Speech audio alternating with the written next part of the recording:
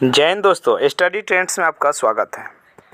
आज का ये वीडियो जो है क्लास 12 के हिंदी बुक के जो 100 अंक के प्रश्न आते हैं आपके एग्ज़ाम में, उसमें जो गद्य खंड है उसका पहला चैप्टर जो है जिसका नाम है बातचीत, उससे लिया गया है। तो इसके हम लोग कुछ प्रश्न देखेंगे जो ऑब्जेक्टिव टाइप के होंगे। तो चलिए देर ना करते हुए शुरू करते हैं। और देखिए, इसमें जो भी प्रश्न सम्मिलित किए गए हैं कभी ना कभी परीक्षा में पूछे गए हैं, तो समझ जाइए कि आने वाले परीक्षा में आपके लिए ये काफ़ी बेनिफिट होने वाले हैं। तो चलिए इसको स्किप ना करते हुए शुरू से अंत तक ज़रूर देखिएगा। तो पहला प्रश्न है, जैसे कि आपको स्क्रीन पर दिख रहा है, और ये प्रश्न कह रहा है कि बाल कृष्ण भट्ट। देखिए, जो बाल कृष्ण भट्ट हैं इसके लेखक भी हैं, ठीक है। तो बाल कृष्ण भट्ट के पिता पेशे से क्या थे? ऑप्शन दिया हुआ है, चिकित्सक थे, व्यापारी थे, शिक्षक थे या समाज सेवी थे। तो आपको पता होना चाहिए कि इनके पिताजी जो थे एक मर्चेंट थे, यानी कि व्यापारी थे। तो ऑप्शन बी सही होगा। चलिए अगले प्रश्न की ओर चलते हैं। और अगला प्रश्न कह रहा है, बातचीत के माध्यम से बाल कृष्ण भट्ट क्या बतलाना चाहते हैं? ऑप्शन है बातचीत की शैली, भाषण की शैली, संवाद की शैली या इनमें से कोई नहीं। तो ऑप्शन ए सही हो जाएगा, यानी कि बातचीत की शैली को आपको सुदृढ़ करना चाहते हैं, बताना चाहते हैं।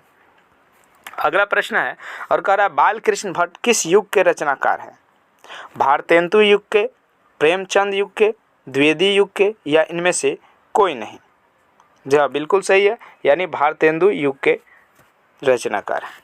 अगला प्रश्न है, कह रहा है कि बाल कृष्ण भट्ट ने किस पत्रिका का संपादन किया था? तो ऑप्शन ए है हुंकार, ऑप्शन बी है प्रदीप, ऑप्शन सी है आर्यावर्त और ऑप्शन डी है पंजाब केसरी। जी हाँ, बिल्कुल सही जवाब है और इसका आंसर हो जाएगा प्रदीप। अगले प्रश्न की ओर चलते हैं और कह रहा है कि 100 अजान एक सुजान उपन्यास के लेखक कौन है? तो इसके यही लेखक हैं, यानी कि बाल कृष्ण भट्ट। और अगले प्रश्न की ओर चलते हैं। अगला प्रश्न कह रहा है, art of conversation. Art of conversation, conversation मतलब होता है बातचीत, आर्ट मतलब कला होता है, यानी कहाँ के लोगों में सर्वाधिक प्रचलित है? भारत के लोगों में, यूरोप में, अफ्रीका के लोगों में या कनाडा के लोगों में? तो जी हाँ, ये ऑप्शन बी सही होगा, यानी यूरोप के लोगों में जो ये आर्ट ऑफ कन्वर्सेशन है ये बहुत ज़्यादा प्रचलित है। अगला प्रश्न कर रहा है, कौन सी रचना बाल कृष्ण भट्ट की नहीं है?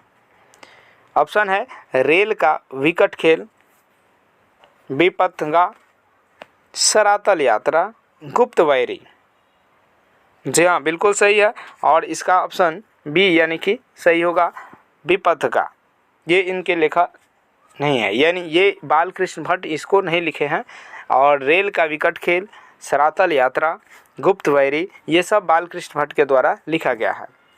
अगला प्रश्न है, कह रहा है कि आचार्य रामचंद्र शुक्ल के ने निबंधकार के रूप में बाल कृष्ण भट्ट की तुलना किससे की है? ऑप्शन है एडिसन और स्टील से, प्रेमचंद से, शिवपूजन सहाय से, राम वृक्ष बेनीपुरी से। तो इसका जवाब हो जाएगा एडिसन और स्टील से। तो ऑप्शन ए सही हो जाएगा। अगला प्रश्न है और अगला कह रहा है, राम रमावल का क्या अर्थ है? ऑप्शन दिया हुआ है और ऑप्शन कह रहा है कि 2 लोगों की बातचीत, 3 लोगों के बीच की बातचीत, 4 लोगों के बीच की बातचीत या 4 से अधिक लोगों के बीच की बातचीत। तो जी हाँ, ये 4 से अधिक लोगों के बीच की बातचीत को ही राम रमावल का अर्थ कहा गया है। अगला है कि बातचीत का उत्तम तरीका क्या है?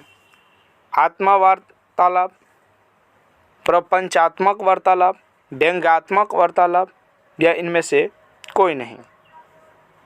जी हाँ, बिल्कुल सही, आत्मा वार्तालाप।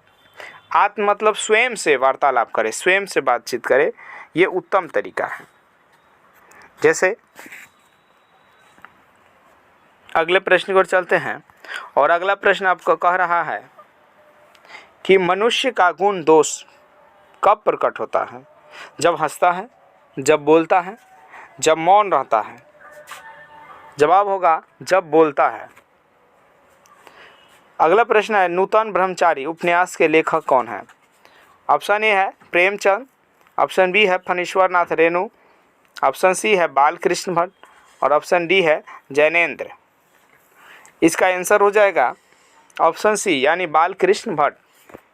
अगला प्रश्न है करा बातचीत किस साहित्यिक विधा की रचना है, यानी एकांकी है कि कहानी है कि यात्रा वृत्तांत है या ललित निबंध है।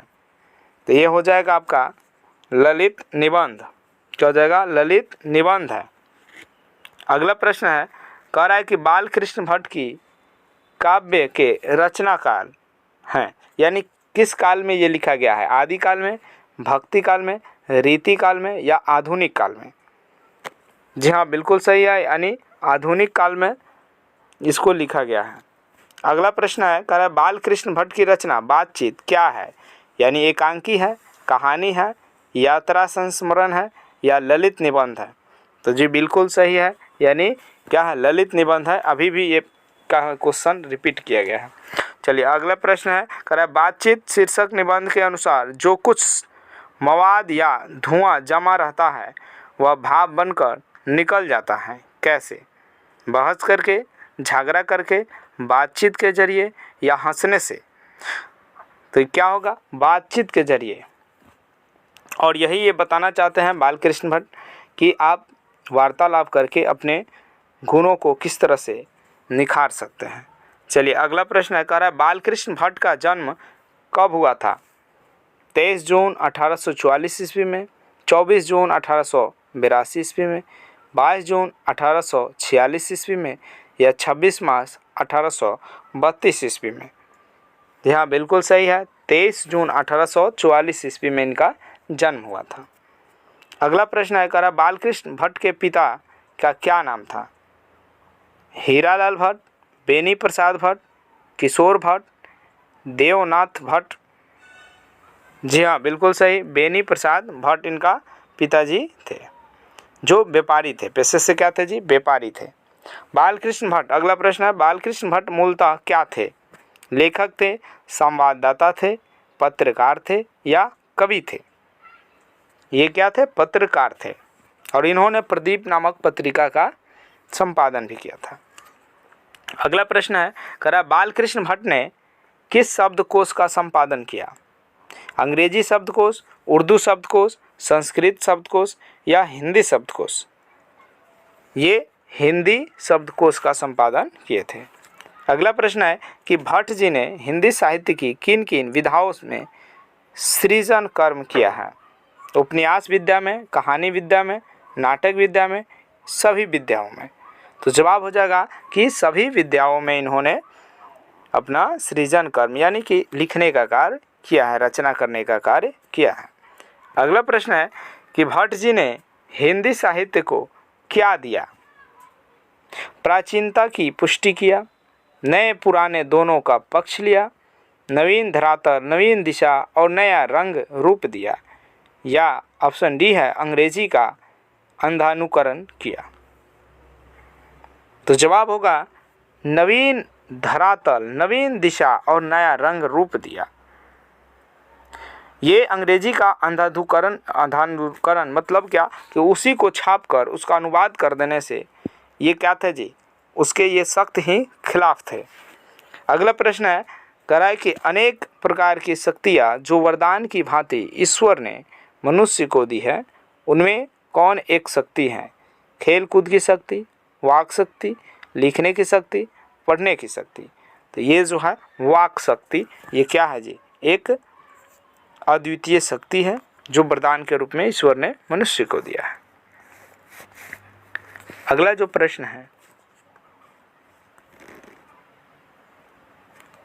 और अगला प्रश्न कह रहा है आपसे कि रॉबिन्सन क्रूसो कौन था? रॉबिन्सन क्रूसो जो था वो कौन था? ऑप्शन है जंगली जानवरों के बीच पलने वाला आदमी था, पर्वतों पर रहने वाला आदमी था, समुद्र के बीच रहने वाला आदमी था या रेगिस्तान में रहने वाला आदमी था? जी हाँ बिल्कुल सही, ऑप्शन ए सही है, यानी कि जंगली जानवरों के बीच पलने वाला आदमी था। अगला प्रश्न है और कह रहा है कि बातचीत शीर्षक निबंध के निबंधकार कौन है? तो ये तो बिल्कुल ही सही होगा, क्योंकि बालकृष्ण भट्ट के बारे में पढ़ रहे हैं तो इन्होंने ही लिखा है।